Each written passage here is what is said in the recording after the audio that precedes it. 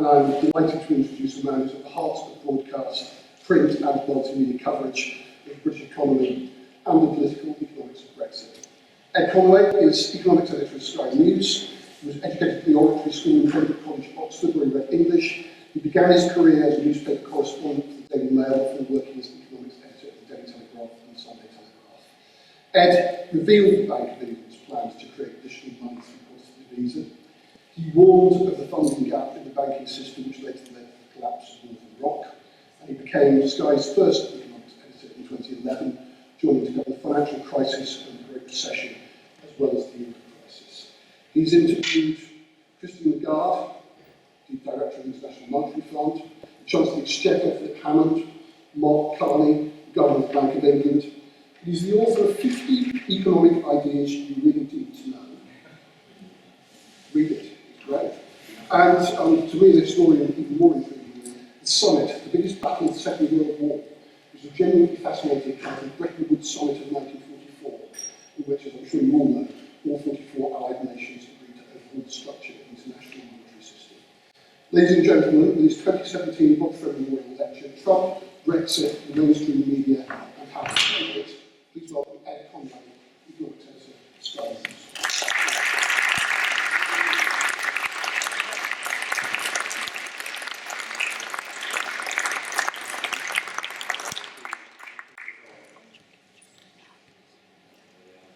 I'm getting used to turning microphones on. Thank you so much. Thank you, Tim.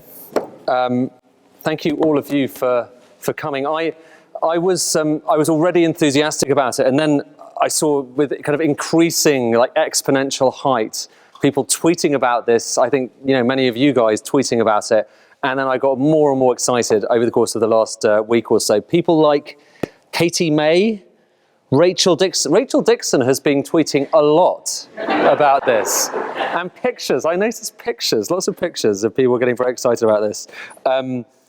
It's a real privilege to be here, and I'm glad that so many of you are both excited about it, but also are embracing social media.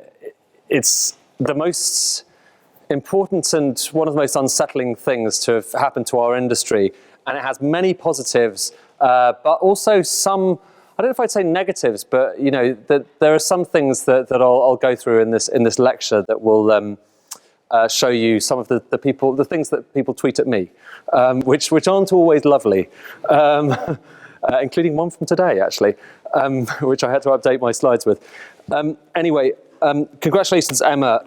I've done a number of lives in the glass box, and I found it pretty scary at first, you know, even being used to this. It's an exposing kind of place. And so all of you who did interviews there, you know, I understand how kind of unsettling it can be when you're able to be viewed from all sides. But I hope you're looking forward to your time at Sky. It's a real honour for us to have you, and indeed for the scholarship, to have the scholarship. And of course, it's an honour for us to be able to give the Bob Friend Scholarship, because Bob Friend was and is a legend in the Sky News newsroom. I joined Sky after Bob had left, and actually after he died. But his star is permanently shining over the newsroom at Sky. He's still an iconic figure at Sky. And it's I think part of the reason is because, you know, I never met him, but I feel like I did, and I think that's the same, I think, for a lot of people. That's the skill of a brilliant news anchor, is to have that familiarity with people, but to be able to tell them the serious stories, to be there at the front line, to be able to joke with them, and to be able to seem like the kind of person who you might want to have a pint with in the pub afterwards. It's having that whole spectrum of ability and a sensitivity to be able to be in everyone's living room every night. It's a real skill, and one that, you know, I'm barely even scratching at.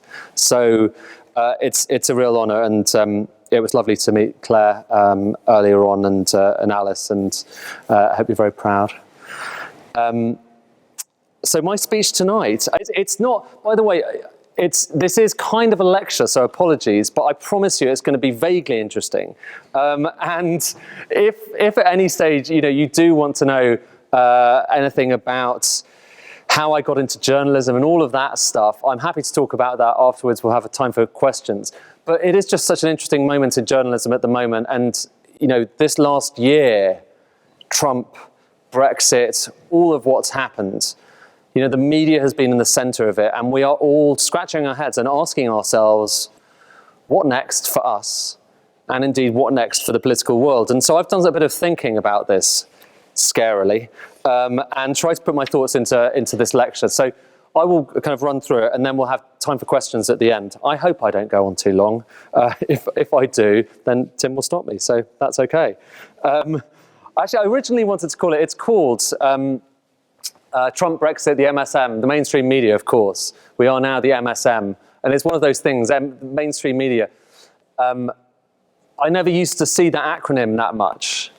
But now, almost every day, there's someone who's tweeting, God, the MSN, conspiracy theories, MSM, conspiracy theories of the MSM. And it's one of those moments where I think we as journalists should be standing up and saying, yes, we are the mainstream media, but we are proud of it. And so the alternative title to this was MSM and Proud, because it's a great thing to be part of the British media. And this is one of the most important times for us to be doing it. So I'm going to start, if I will, with this quote from John Humphreys. And can everyone read the screen okay? I hope so. This is John Humphreys at the Bob Friend Memorial Lecture in 2015, so a couple of years ago.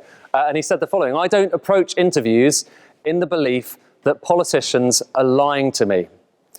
Largely because they're not, mostly. Partly because if they did lie, they'd get caught and they'd lose their jobs.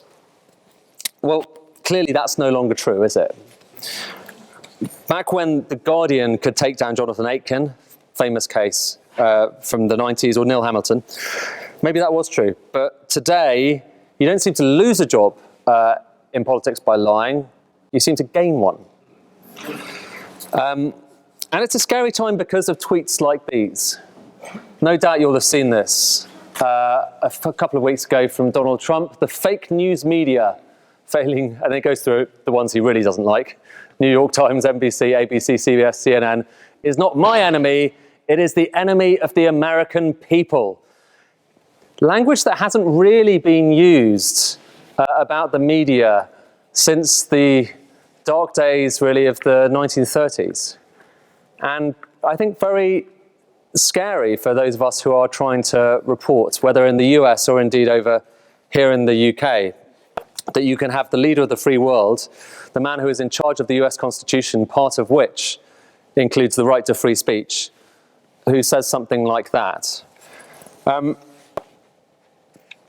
It's not just little moments like that that I think are apt to get us all a bit unsettled.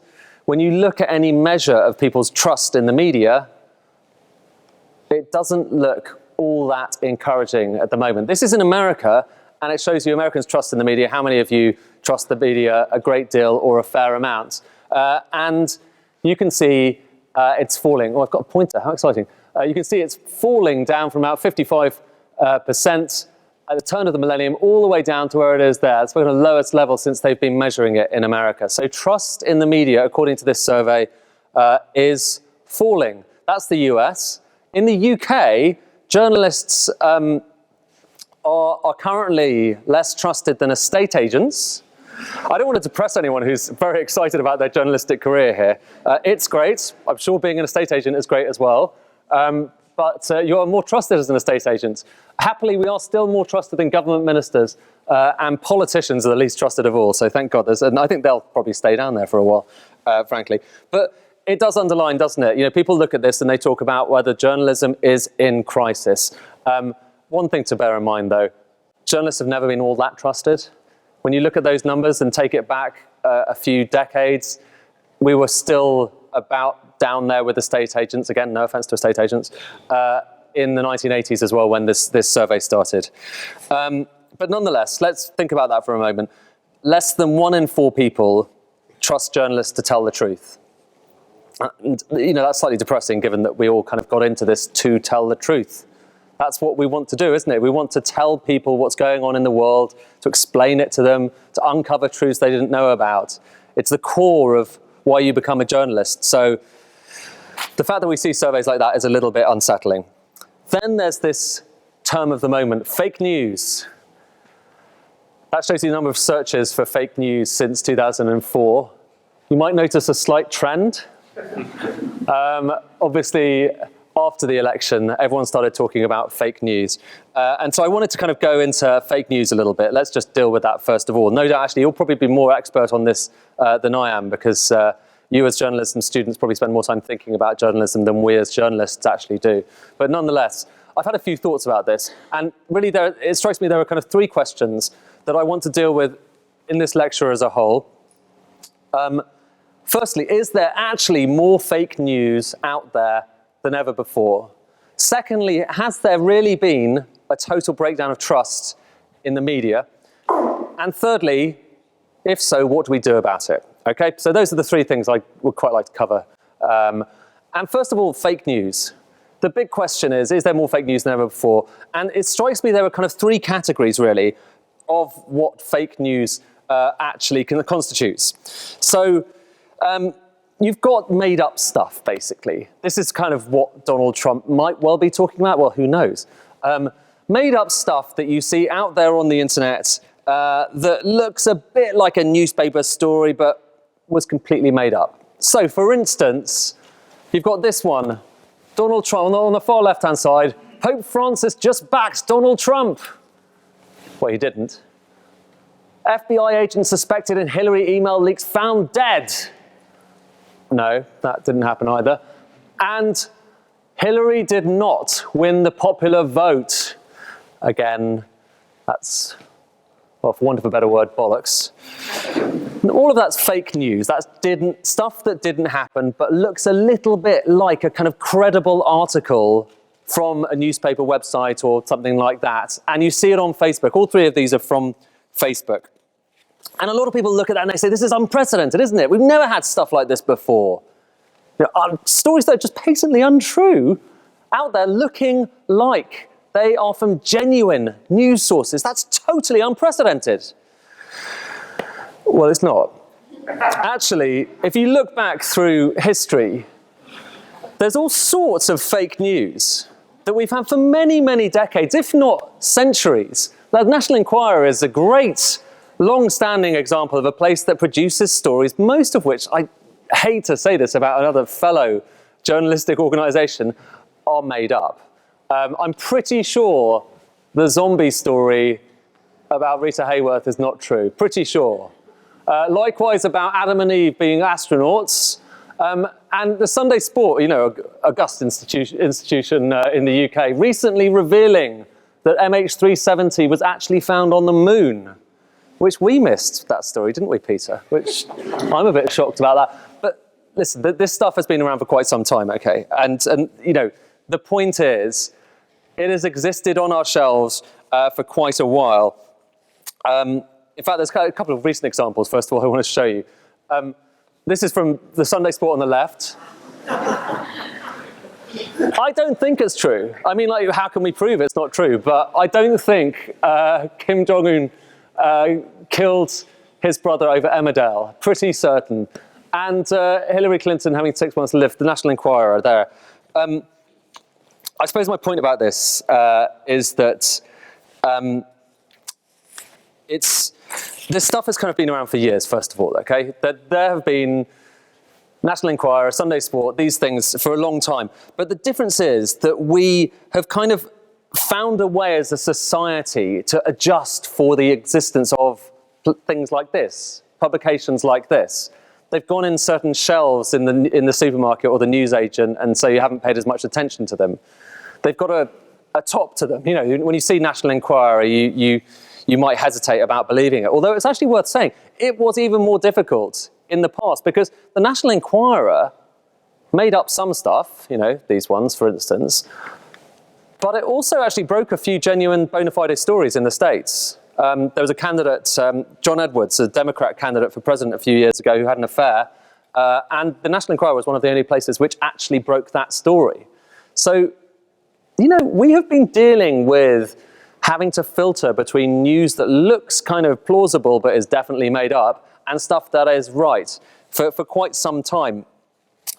The main difference, though, is that these days, when stories like the ones I showed you a little while ago appear on Facebook, it is just a bit more difficult to distinguish them from other stories. And so there is, it is a kind of framing question.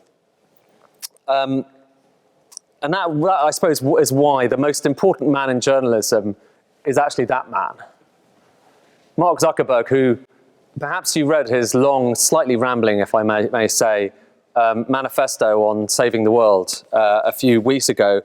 He is the man in many ways that holds journalism in his hands, partly because Facebook has taken pretty much all of the traffic from newspaper websites and has taken the vast majority of advertising that exists in the world, other than Google, and that is making the existence of newspapers very difficult. But also, there are these questions about how Facebook actually portrays this news.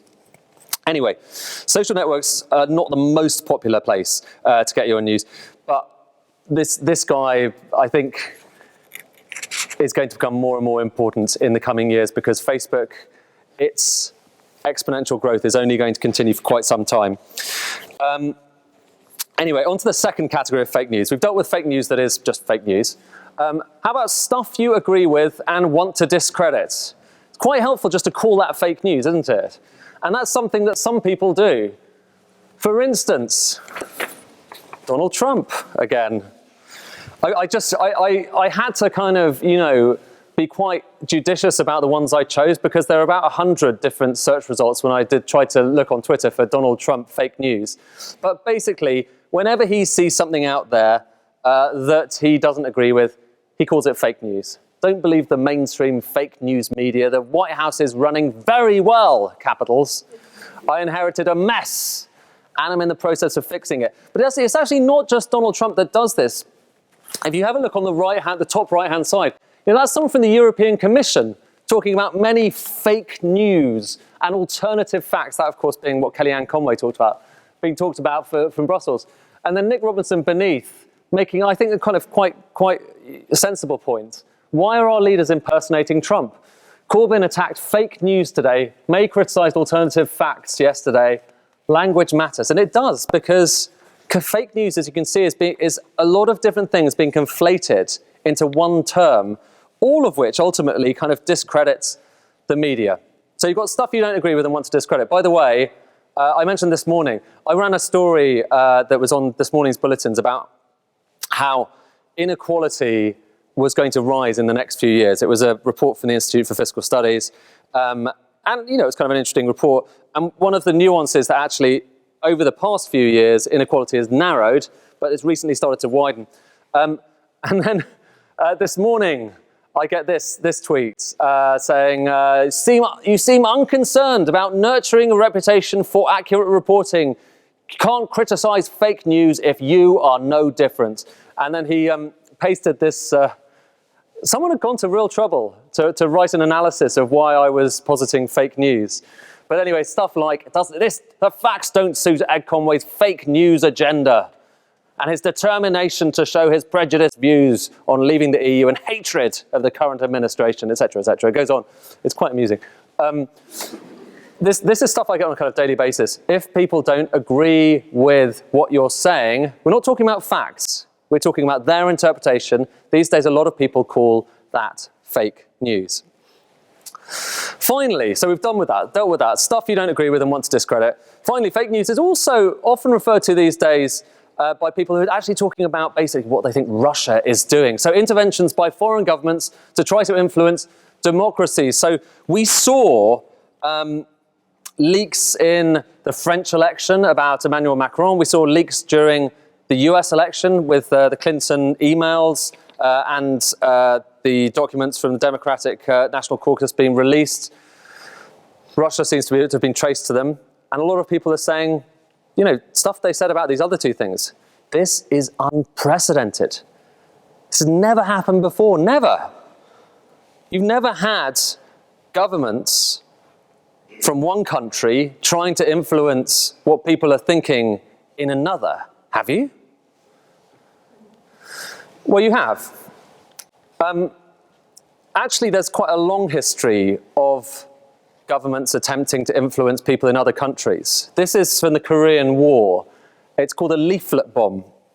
And in that bomb, you've got 22,000 leaflets which were dropped in enemy territory to try to get people to change their minds, to try to get their morale down.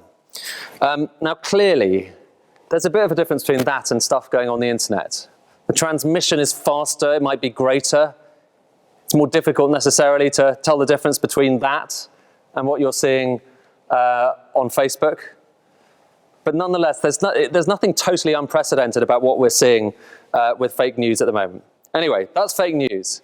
And I feel like I've dealt with that one now. So I'm going to move on to this one. Has there been a total breakdown of trust in the media? And I'm going to spend probably most of my time talking about this one. Because I admit it's a question that troubles me. Something clearly has changed.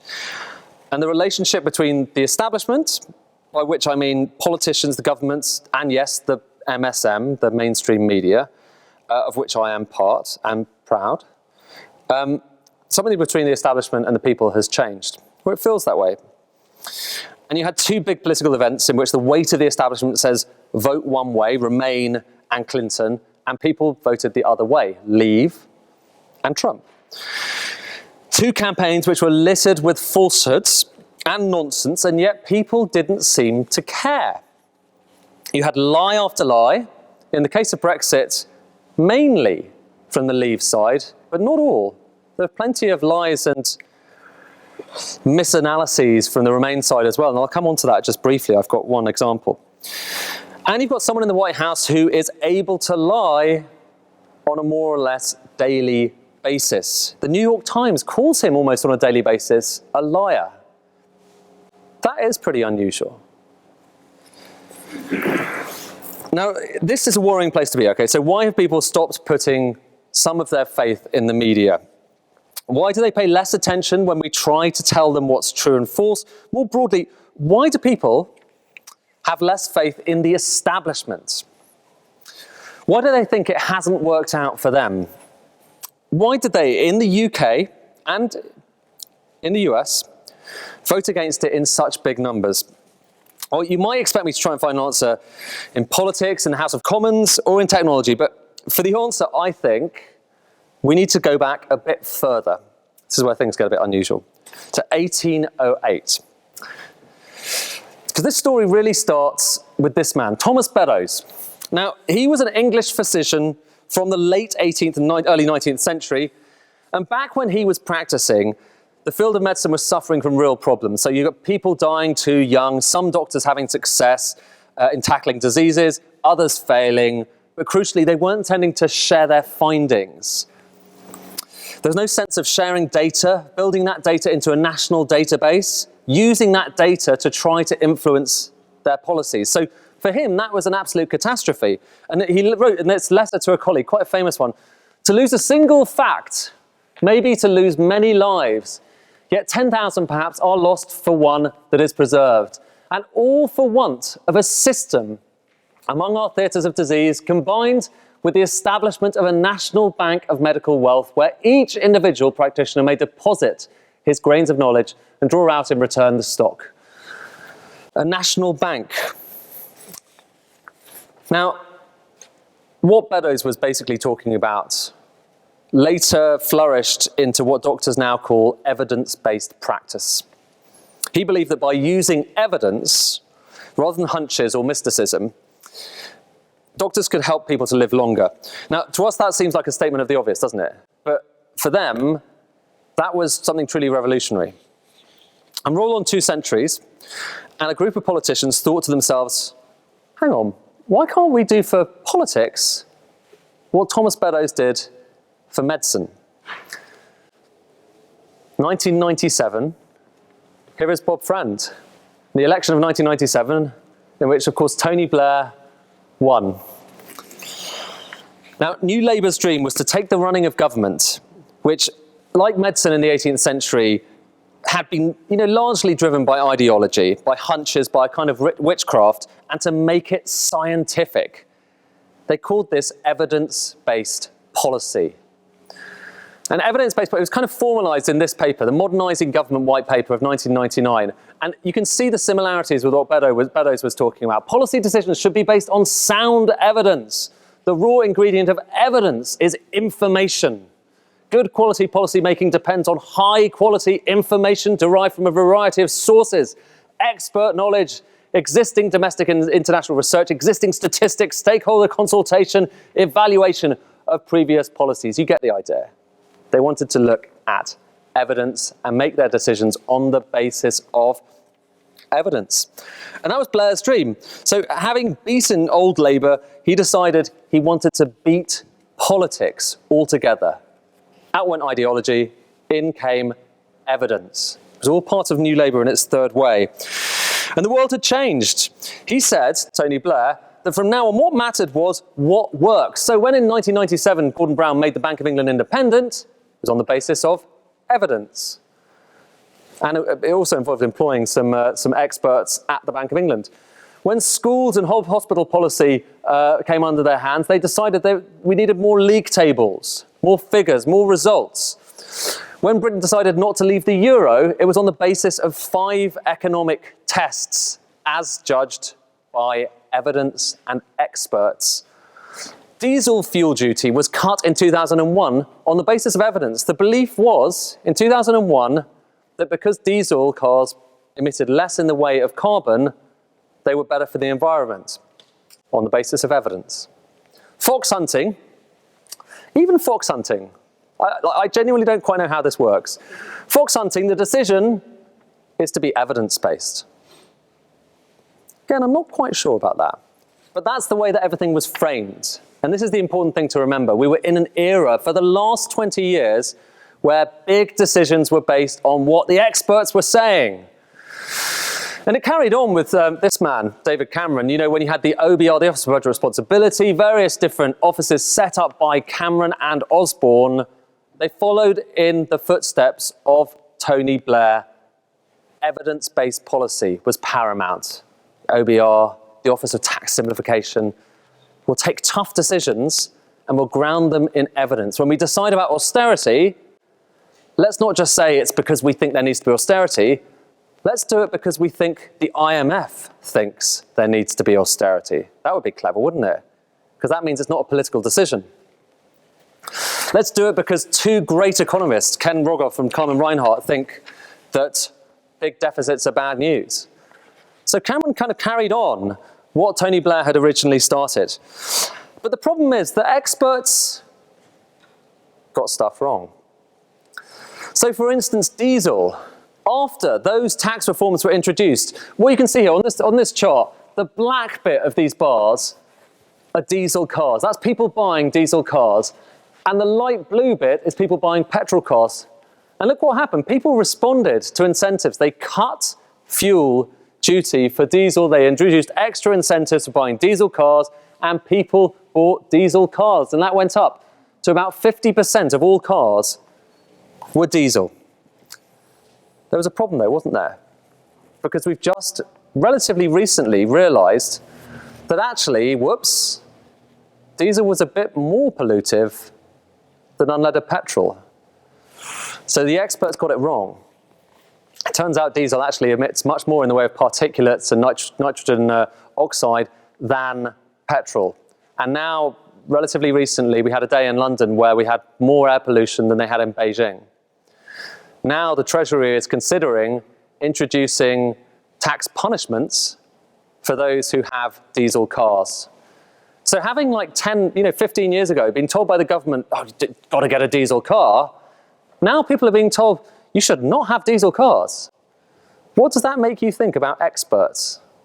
Might make you a little bit skeptical, mightn't it?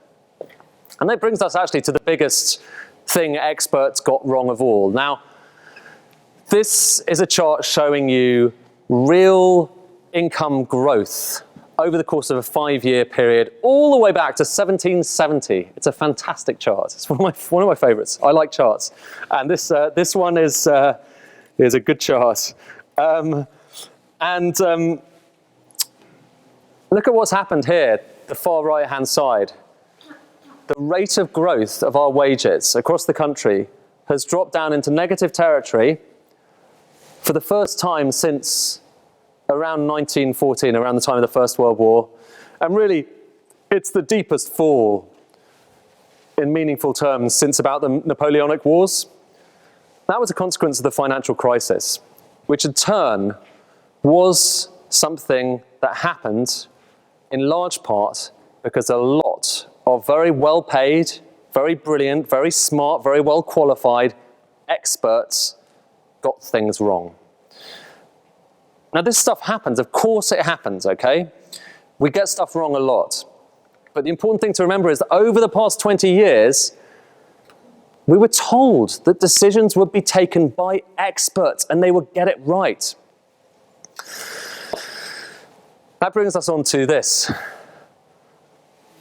Faisal, who you'll remember from last year, our political editor, who, by the way, just won an award, an RTS award, for his interview. Actually, it was the one with David Cameron. It's a big deal for us. I think it's the first time we've won the Interview Award. And also Lisa Holland won the Specialist Award. It's a really big deal. She made some fantastic, really, really good pieces about Brexit, about what people were really thinking, and about migration, some kind of heart-wrenching pieces about the refugee crisis and people coming across the waters. Anyway, this interview, you might remember Michael Gove saying, I think the people of this country have had enough of experts from organisations with acronyms saying they know what's best and getting it consistently wrong. That was before the referendum. And when you think about it, even I, who kind of, I respect experts. I listen to what they have to say. But they did get some stuff wrong. They did get some stuff pretty profoundly wrong. People are suffering as a result of what happened, and they get stuff wrong.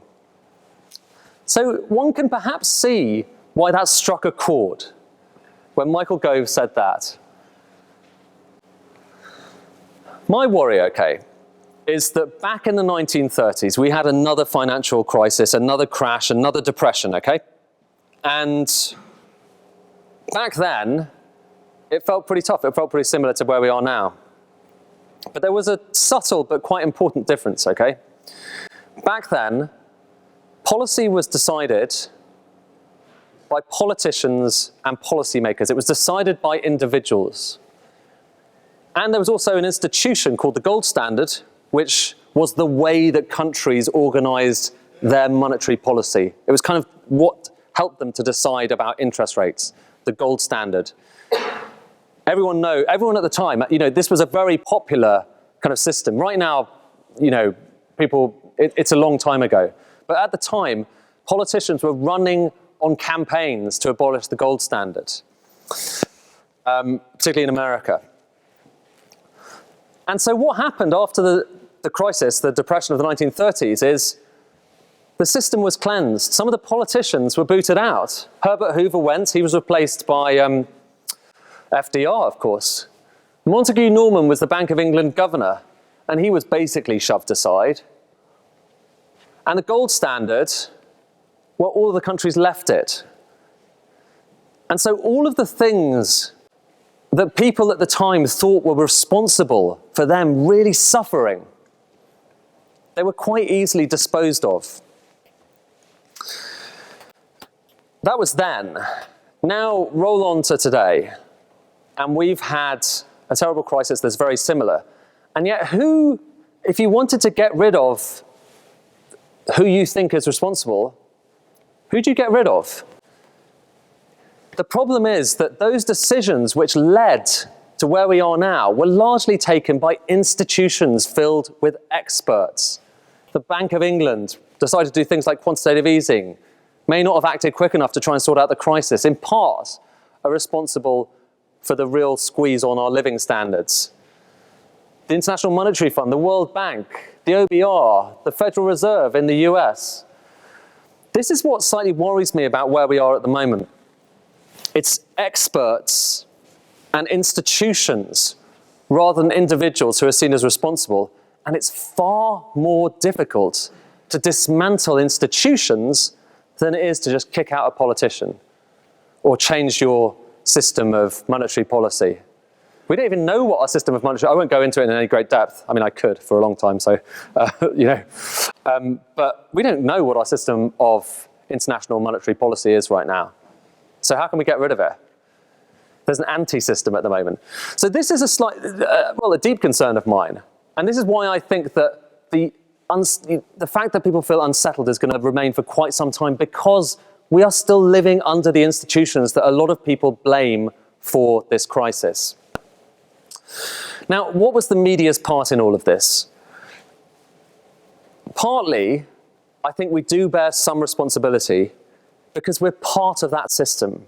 We were part of the system that reported Tony Blair coming into government. We were part of the system that reported the Bank of England being made independent, the Euro 5 tests, and by essentially playing by the rules of Gordon Brown and Tony Blair when he had, for instance, I remember this actually when I was, was it the Telegraph or the Mail? I can't remember.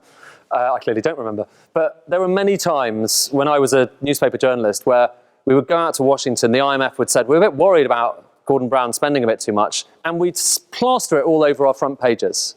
It was a big deal. In other countries, they don't care about what the IMF has to say. They really don't. The IMF doesn't like it. But we do in Britain. And why is that? My theory is it's partly because of evidence-based policy. We spent the past 20 years with our leaders saying, what these guys say matters. And so we as journalists, the minute the IMF says, we're not quite sure about what Gordon Brown's doing, are like, hang on, you said these guys matter. And look, they're and so that's a big story. So we were involved in this. And the one thing I wanted to talk about just in a little bit more depth is Brexit, because I think we were involved in Brexit as well. In terms of the explanation of what the experts thought was going to happen in Brexit, we, all of us, are responsible. Now, you can see the example there, by the way, front of the Telegraph. That was just before the referendum. Vote Brexit, get recession. And I remember that. I remember that report because I reported on it as well. It was a long report. It was 85 pages from the Treasury. 85 pages of lots of detail, lots of spreadsheets, lots of nuance. And we were ushered in there and told about it. And they said, there is a chance of there being a recession. And then if you looked at the small print, it turns out it was the shallowest recession in British economic history. The shallowest recession ever. So that's what the Treasury were actually saying. There is a chance of the shallowest recession in British economic history. But then how did the Treasury decide to depict that on their website? Well, they decided to mock up a little picture that looked like this. Do you get the idea that Treasury, their PR department, made a very big deal of a very small statistic? Put it on their website, the UK economy would fall into recession, terrifying font, if Britain leaves the EU. Pretty much every paper did what the Telegraph did and put it on the front page. Vote Brexit, get recession. Very few actually interrogated what was going on here. I tried to, for my part. But you see, this was a nuance. And we had got used over the course of 20 years to listening to experts and taking the executive summary. Again, I say this is something that I never particularly did myself. But if you're a journalist, if you're hurried, if you've got 3 stories to write, you might well look at the executive summary and then take the conclusions from that. Britain's going to be in recession, and then it goes on the front page. That was very, very damaging for the UK media. This, by the way, was a report I did. So I was, I think one of the few people who did actually look into the numbers and say, hang on, this is definitely scaremongering. And it's scaremongering from the Remain side. And I made a YouTube video that we took, we got Gerald Scarfe, the great cartoonist from the Sunday Times and the Pink Floyd covers, more famously. He did The Wall. And we commissioned him to make these pictures, which we used in this video that I put together, including this one, the really rotten recession, I called it, which was basically trying to explain different little parts of the referendum campaign and how we had been misled by both sides. There was also the £350 million on the side of the Brexit bus, I'm sure you'll remember.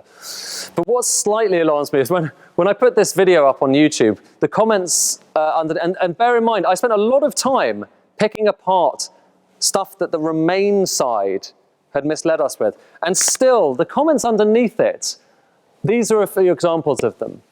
Typical corporate brainwashing, an insult. This has to be the worst lie of the campaign. Not biased, ha ha ha. Pathetic Sky. Sky, the one at the bottom is the best. Sky makes the BBC look right wing. That's really saying something.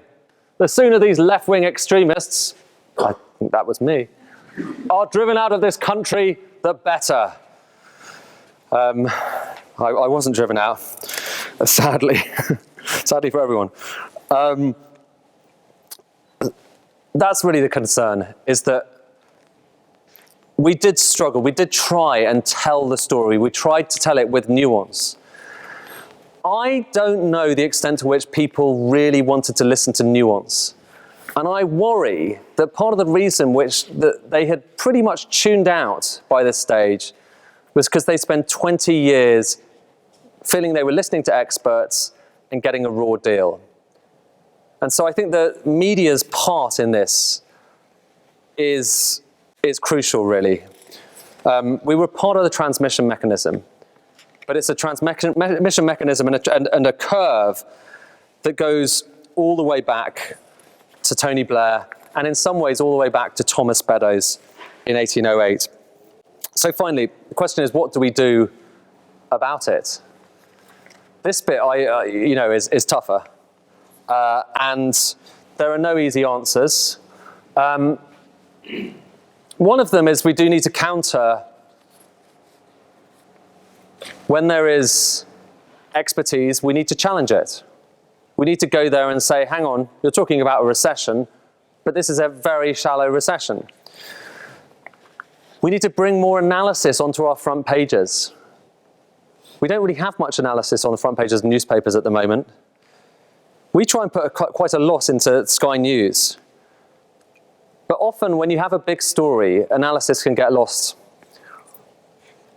And whether or not people are listening, I think it's our duty to try to explain what we think is our best guess or informed account of what reality is. And when it comes to getting advice from experts, we need to provide a little bit more of a health warning about how much of it you can actually rely on. I think secondly, we need to reconnect with viewers and indeed readers and listeners for that matter. I've felt this throughout my time in journalism. It may have changed a little bit now, but we as the press do too little to actually connect, to actually meet those who read or indeed view our stuff. So when I was at the Telegraph, I was told by my editor, I kept asking him, who am I writing for? Because if it's a story on like interest rates or something, if interest rates go up, that's good for savers. But if they go up, it's bad for borrowers. And generally speaking, savers are people who are slightly older, borrowers are people who are slightly kind of at the younger phase of their lives. And you can tell a very different story depending on which audience you're seeking. So I was told by him, you're writing for an old colonel in the countryside, and he's retired. And that was that. But it was just a guess. There was no real effort to try to understand who the readership was. And I think that's another issue, is that, we could do more to try to reach out and talk to our viewers. And that, in a sense, is what Twitter is very good for.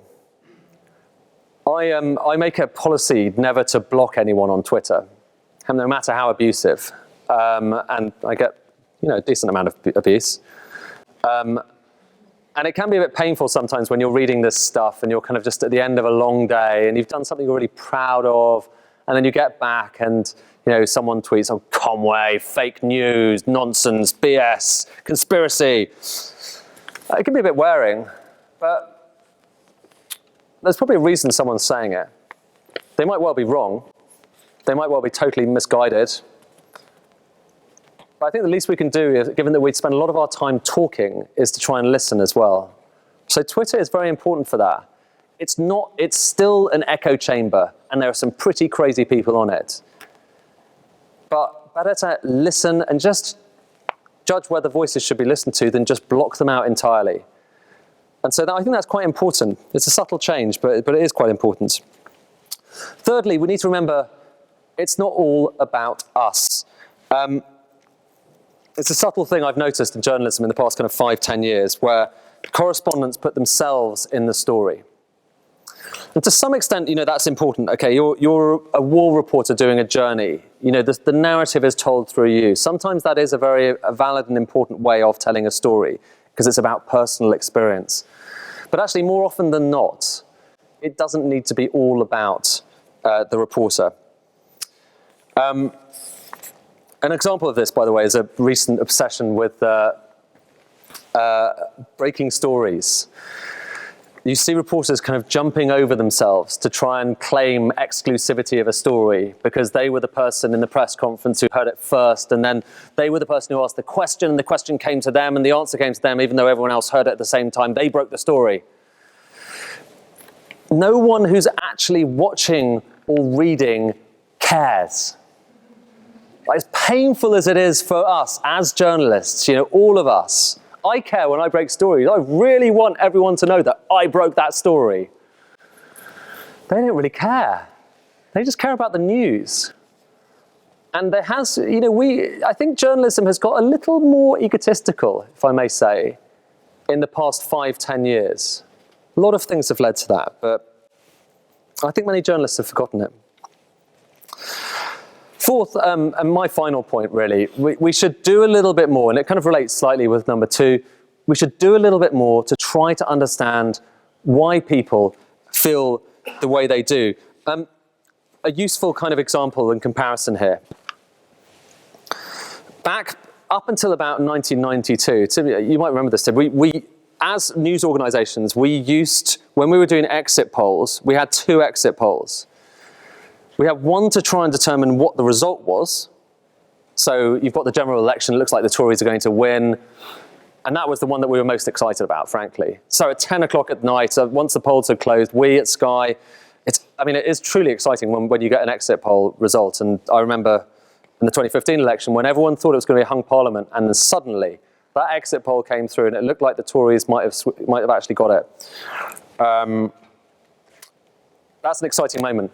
But there were 2 exit polls produced by the media, and we all clubbed together to pay for these things. One of them was the result, but the second one was asking people why they voted for who they voted for.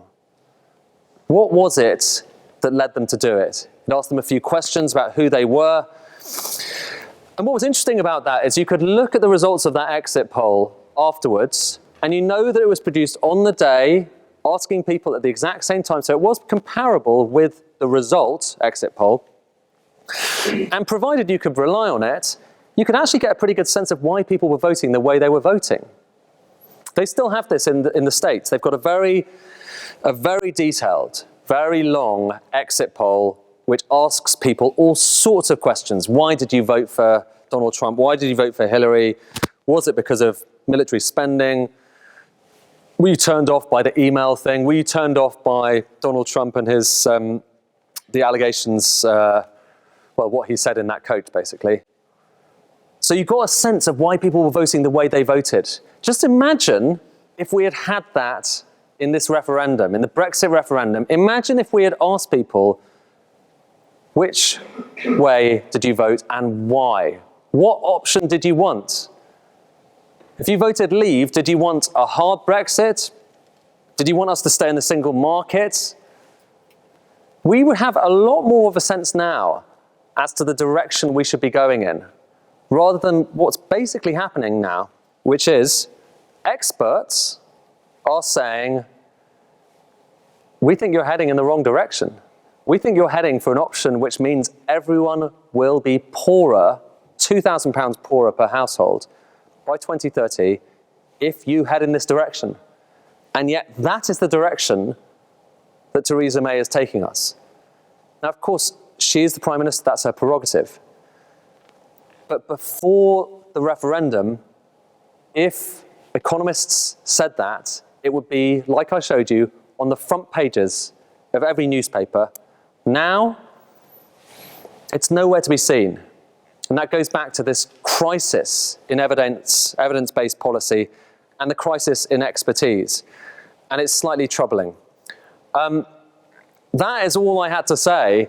I left number 5, most importantly, as your ideas, because I think perhaps, I'm sure, you will have some fresher, more vibrant, more viable ideas than mine about what we do now as journalists. And many of you at the start of your careers, I'm not quite at the end of mine, but somewhere in the middle, so perhaps more jaded. But this is a really important time. So I would love to take any questions you have. I would love to hear any suggestions you have about where we as journalists go in the coming years. And thank you for listening to all of my spiel. I'm sorry it was so long, but I hope it was interesting in some way to some of you.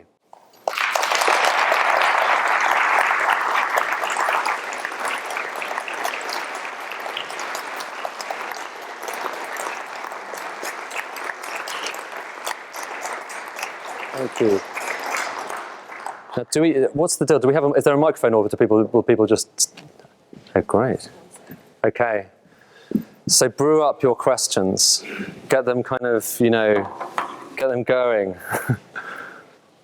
Make them tough. I'm happy to answer anything, really. And it doesn't have to be about that. I know I took a kind of a pretty chewy topic, which I am interested in. But please, any questions? Yeah, the gentleman there at the back. Am I worth waiting for the microphone?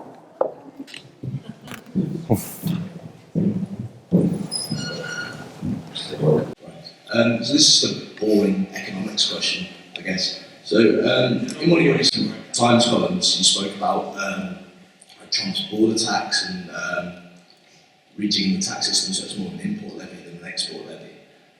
In the world that we live in now, the sort of globalised, connected world we live in, do you think that protectionist and isolationist economics makes it nearly impossible to tackle issues like global tax avoidance by multinational corporations if we return to like individual countries shutting themselves off from the rest of the world? It's a good question. It's better than any question I would come up with in an economics press conference. And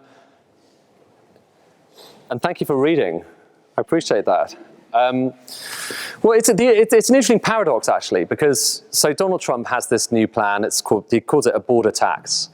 And it's actually quite an amusing statement on perhaps how he does policy. You might have heard him talk about the wall with Mexico. And when he talks about the wall, he says, how are we going to pay for it? And then everyone in the audience says, they're going to pay for it. Well, who's going to pay for it? Mexico. And he said the way that he's going to finance this is through a border tax. It turns out that what he is probably talking about is actually one part of a far more complex restructuring of the tax system that the Republicans are talking about, in which the border tax is only one tiny bit, wouldn't just be levied on Mexico, it would be levied on everyone else. And if every country in the world did it, and this kind of goes to your point, if every country in the world implemented this tax, it wouldn't necessarily be protectionist. It's theoretical, so no one's quite sure what would happen, but in an odd way, like this tax reform that Donald Trump is talking about, a lot of people look at Donald Trump and are kind of horrified and think, how is anything that he's going to implement going to be good for the world? But actually, this tax plan that he's talking about, if it really is indeed, if he's understood it, dare I say, because it is actually really complicated. It could be the most revolutionary, and not in a bad way, reform to the way that businesses are taxed around the world since the 1920s, when basically the League of Nations laid down these rules about how you tax businesses, which in turn would deal with the whole Google, Starbucks, Amazon issue of avoidance. So it is paradoxically, it might need someone like Donald Trump to push through as radical a policy as that. Any more questions? I'm prepared to talk about stuff that's not anything to do with this, even about, oh yeah, please. So my question's about economics as well.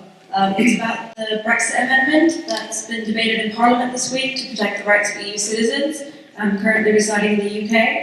I wanted to ask you about your thoughts on that and how you think whether this amendment is upheld or not, how will that affect the labour market in the UK? Wow, God, these are two great, chewy questions, which I have no pre-prepared answers for. I think we'll have to see. I think there's a big question mark at the moment as to whether the Lords, where the Commons will take it, having had this amendment from the Lords. There's a lot of I suppose, a lot more aggression than there normally is between the Commons and the Lords right now. When the Lords were debating this, Theresa May went into the chamber and sat on the step in the chamber. It's the first time I think that a Prime Minister has done that. Some of you guys might know the fact here, but it's in many, many decades that any PM has done that, which showed just how concerned she was about the Lords getting in the way. I think there's a lot of concern among EU workers, among UK workers as well, about what kind of regulations are going to come in. We just don't know. And my hesitation when I have these Brexit stories is we spend a lot of the time debating about something that is nowhere near being fully decided. So leaving the single market, Theresa May says if we need to, we'll leave the single market. But we haven't yet left the single market. And we don't know quite what the arrangement will be once we've left.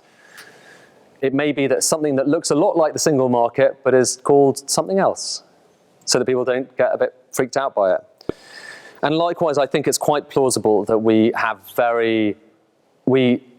will have control of immigration, but the actual flows of immigration will remain quite similar to what they were before. I don't know for sure, but I wouldn't rule that out as a possibility. There's a lot of people in government who say, listen, it's not about the numbers, it's about the control. Then again, does Theresa May agree? I don't know. And so there is still such a big chess game over that and over kind of single market membership and over the structure of what we're going to have that I feel kind of nervous kind of presuming that it is going to be one deal rather than another. But what is interesting, and why this is a really good time to be doing journalism, a good time to be looking at politics, is that I think whatever you think about Brexit and about the votes and about where the UK heads, this is a moment for Britain to be thinking about its place in the world. You've got this great repeal bill coming in, where we're going to grandfather all of the regulations that have been imposed by the EU over the course of the last few decades, and then we're going to debate them and think about them. And, that's not a bad thing for a country to be doing, to be looking inwards and trying to work out whether the rules that it has followed for the last few decades actually suit it. Some of them will, some of them might not. But that's quite a kind of, that's an opportunity, I think, for a lot of people and a lot of us to do a bit of scrutinizing about what Britain is. So there are some really exciting things to discuss in the next few years. And that's kind of what I'm looking forward to. But it's going to take a long time before we have any clue of what we're actually heading for. I remember, I've reported on Greece and all of its kind of troubles. And I remember doing 24-hour shifts in the Justice Lipsus building in Brussels, this awful kind of building which seems to have an atmospheric pressure which is kind of like 10 times lower than anywhere else in Brussels, which is already quite low. I remember doing 24-hour shifts as the leaders of Greece and the other Eurozone countries would debate through the night and into the next morning about whether Greece was going to get its next bailout. And when the Brexit vote happened, I thought to myself, right, in a few years' time, we'll be back to Brussels, and there'll be more of those nights. And there'll be more moments where it seems like we're heading for disaster, and then suddenly, at 6 o'clock in the morning, Theresa May and Juncker and whoever will walk out of the room and will say, we've got a deal. But it's going to be really bumpy and quite exciting for all of us. As journalists, you know, excitement and instability is not a bad thing. I mean, this is the most ironic thing about the past few years. There are more people than ever before complaining about the media and the mainstream media, the MSM, bloody MSM. But newspaper sales are doing brilliantly. Our viewing figures are fantastic. After Brexit, there was a big bump in our viewing figures, which I think shows that people do want to know what's going on, despite the fact that they remain skeptical about perhaps what some of these institutions are saying. They do listen. And I think levels of trust in the UK media, at least, like I said at the start, we've always been, well, this is newspaper journalists. I was talking to Tim about this earlier, and it turns out broadcast anchors are a lot higher in the trustworthy stakes, so, you know, that's okay then. But then again, as someone who writes for a newspaper every week, and for I work for a television company as well, I'm probably somewhere in the middle of those two poles, so I'm kind of like medium trustworthy. But those levels have just been the same for the last 30, 40 years.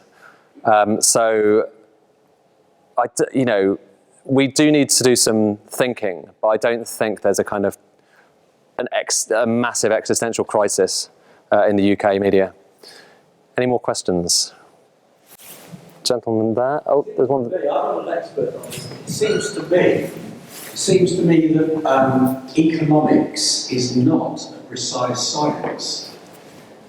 Would you agree with that? Where 1997 creates all these institutions where there are experts gathered together. So we're going in the right direction.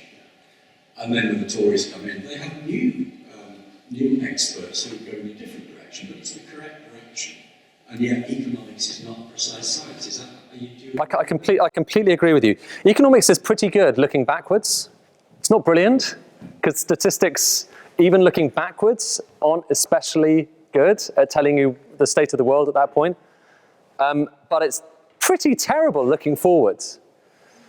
Economic forecasts, it's difficult to express how catastrophically wrong economic forecasters got the last 5-6 years, including the financial crisis, but also including what happened after the referendum.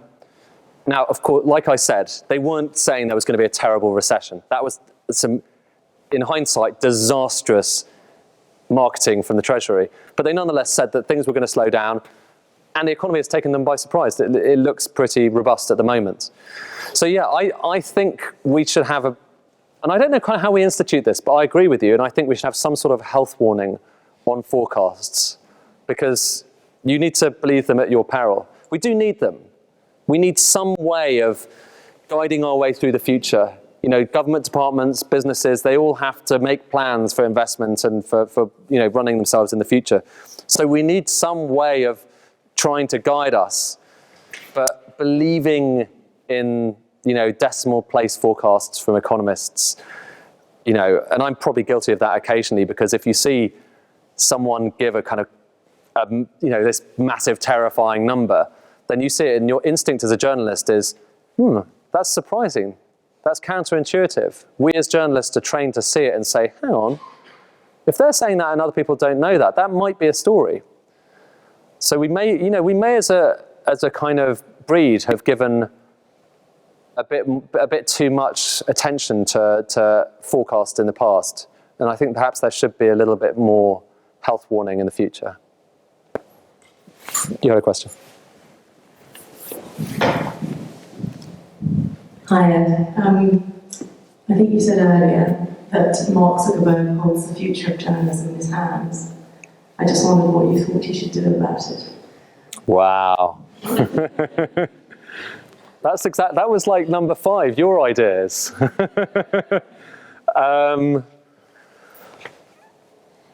It's a really, it's fascinating. The monopoly that Facebook has, which has just transformed in the past, in the past 5 years alone. 5 years ago, I started off in newspapers. I went to the States 5 years ago and I did a course, and then I came back and I went into TV. And when I was in the States, I was struck by how many people were using Facebook for sharing newspaper articles. We didn't really do it actually back then. Twitter was in use a little bit, but people weren't really using Facebook that much to share serious stuff. It was photos of their kids and crazy parties they went to. Not on my feed, obviously. And something changed, and Facebook became the portal for news. And I think, yes, I think there are some institutional issues with Facebook. I think Facebook has a monopoly. And I think any time that an organization has a monopoly, I think you should do some thinking about why other companies find it difficult to compete with it. So I think there are some institutional things. I think, for instance, why is it that if I want to move my bank account from HSBC to Barclays or wherever, there is a process whereby I can move my money relatively quickly from one to the other. Whereas there is no process. If I want to move all of my social graph from Facebook to Twitter, or indeed to another social networking site, those that exist still, you can't do it. So that I think there are some things that could be done to kind of loosen the grip of Facebook on users around the world. That's a kind of business thing. In terms of news, I think clearly there could be some flagging about stuff that's obviously really dodgy. Going back to those things I was showing before. But you can't stop people communicating in the way they want to communicate. And I think that it would be foolhardy for, we as broadcasters and newspaper writers, we write for a newspaper, we are paid by the newspaper, someone shares that article on Facebook. Should we stop them sharing it on Facebook? Should we charge Facebook for putting our news onto it? I know some newspaper editors who would rather like that. But that doesn't seem entirely right to me. So I think Mark Zuckerberg is going to be around for a very long time, probably doing what he does.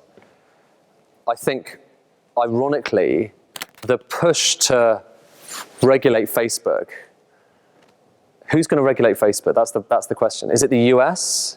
Do you need an international organization that does it because it's so international? Who regulates our stuff when we put it out on YouTube? We're regulated by Ofcom, but there are no international regulations for broadcast media. So we're getting into really tricky territory, and I hope that more people look at this. My big disappointment from Leveson was he just didn't look at any of this. Didn't look at any of that, didn't look at business reporting particularly. There are big questions over business reporting, over the hold that public relations companies have over business reporters. Didn't look at any of that. So I can't answer your question because there is no answer that I can come up with, but there are some interesting kind of areas you could explore. Lady there?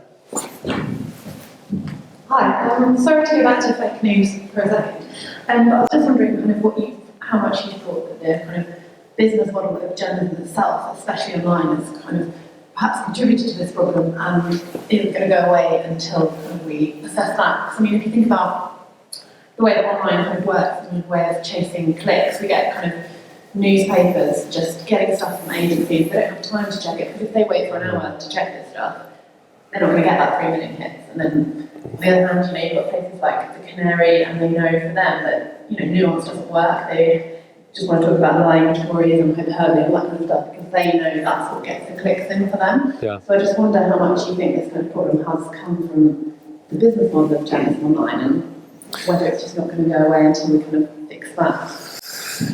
Well, yeah, it has, and ultimately everything comes back to the fact that 20 years ago, we as newspapers had not a monopoly, but a kind of oligopoly on producing news. It's an amazing thing, actually, what that a newspaper still does. We write stuff during the day, it gets typeset, it gets printed, it gets distributed around the country in the space of a few hours, and it goes to every newsagent. Kind of an amazing thing, actually, when you think about it. Newspapers used to be classified, by the way, as manufacturers. In the official statistics, they were classified as manufacturers. So we were, until recently, we were part of the manufacturing sector, ironically, when you see how soft my hands are. But that changed, didn't it? You know, the internet came along, and what happened was the distribution mechanism, which we had a complete hold over, got ripped out from under us, and the internet came along. And that is in no way a bad thing. And it is in no way a bad thing. It is an amazing thing that anyone can have a blog and anyone can write what they want to. I mean, I'm a believer in free speech to almost, you know, to almost an extreme extent, in that I hope that people can tell the difference between nonsense and not. But maybe, you know, maybe I'm misled on that.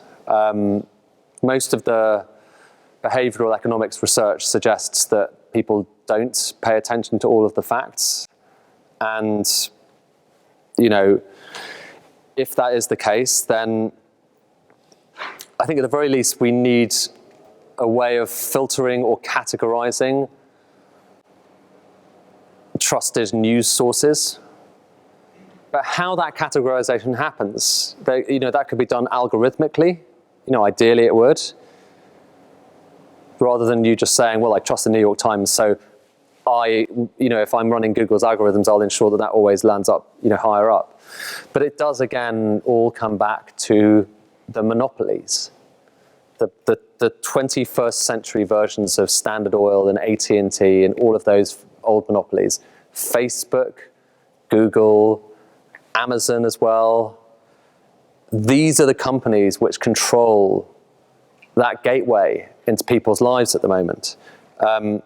The internet itself as a disruptive force is amazing and brilliant. The fact that people are getting themselves caught in echo chambers, whereas you say they're kind of only listening to themselves, that might have happened a bit before. Maybe it's a bit louder than it was before. I don't think it's a massive crisis, though. I think ultimately people are more sensible, I think, than most articles in the Canary, for instance, or the lots of the Facebook, you know, fake news you'll see. Any other questions? There's two over there, just two gents there. Hi. I was going to just chop up to the first 2 points you raised on fake news. The first one being completely false news stories, and the other ones being articles panned by people in power who didn't want to think. I was wondering what you think would be more important for organisations, news organisations, to be doing. Would it be to call out and target the purely false ones and face it looking like a brand bashing, or to stand behind the true, maybe competitors to them who are doing honest work but are being targeted by people in power? It's a good question. I think we should all try and keep things in proportion. Now, there are articles like the ones I showed you, and there are websites that specialize in conspiracy theories. But that is still a relatively small fraction of the total content that people are reading online. It is still a small fraction. I think to some degree, and what explains the fact, the chart that was right at the start, what explains, where is it? That chart. To some degree, note where it happened. It happened actually after the election. it happened after the US election.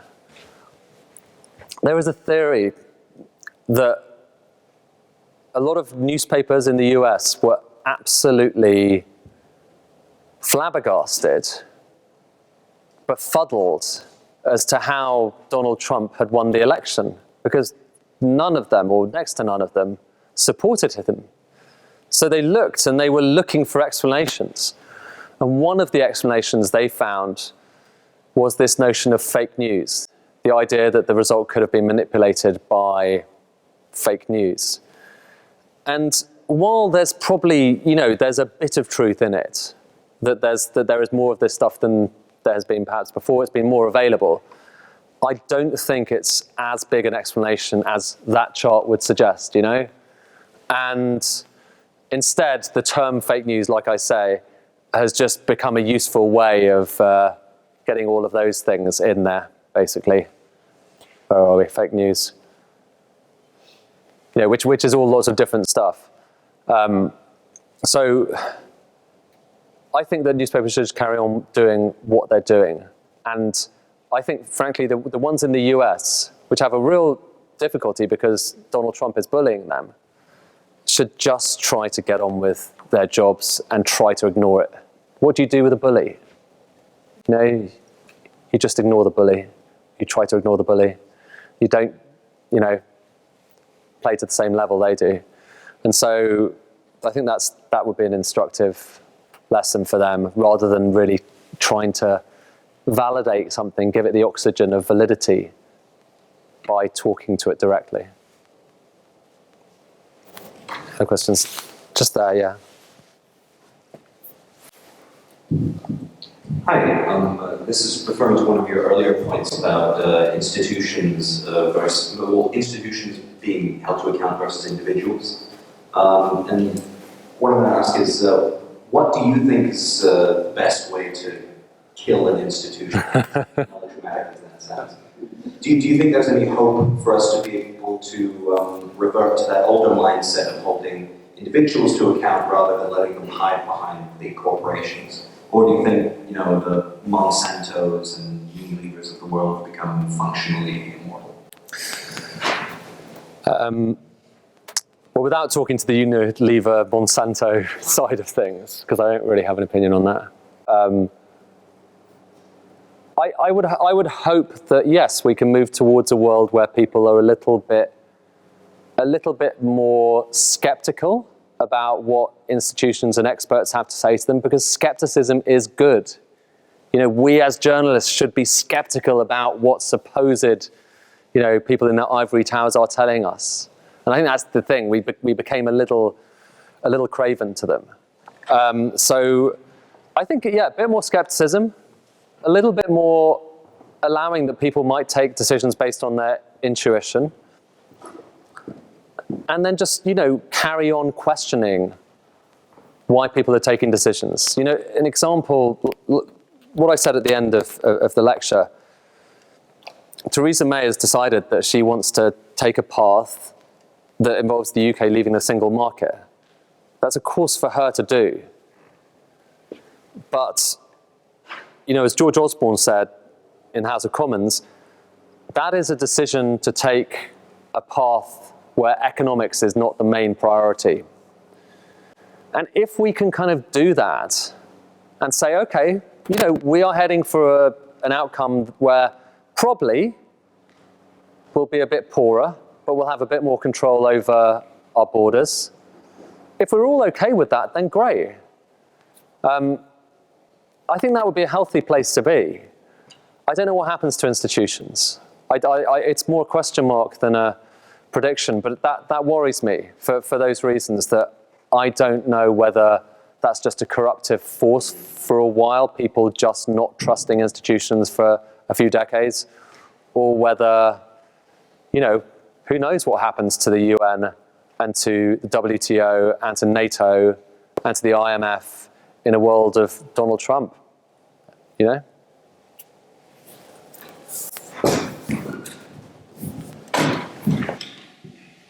Ed, very good, thank you very much indeed. Two things to do. One is to thank Ed for an absolutely brilliant lecture. If anybody out there is vice chancellor looking for a new professor of journalism, I think we've got a very good nomination here. I'm not going to forgive him for one thing though. I was the night editor on the Today programme that night in 1992 when the exit poll told us that Mr. Kinnock was going to be the next Prime Minister. And that would have been quite an exciting story, were it not for the fact that I was the person who had to phone Mr. Kinnock's press office and say we didn't want to interview him at 10 past 8 that morning because we want to interview Mr. Major instead. He wasn't particularly pleased. Ed, that was an absolutely fantastic lecture.